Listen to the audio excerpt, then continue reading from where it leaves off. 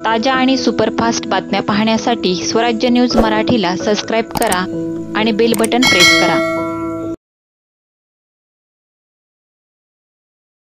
महाराष्ट्रात आता देशी गायींची ओळख राज्यमाता गोमाता अशी असेल।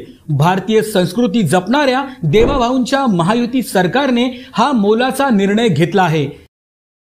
या संबंधीचा शासकीय अध्यादेश नुकताच जारी करण्यात आला आहे।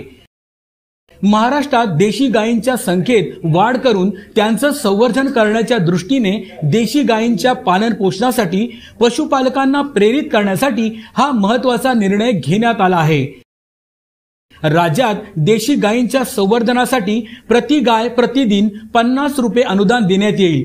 गोशाळांना अत्यल्प उत्पन्न असल्याने त्यांच्या मदतीसाठी हा निर्णय घेण्यात आला आहे। त्या देशी गायीचं संवर्धन झालं पाहिजे म्हणून हा दर्जा देण्यात आलेला आहे।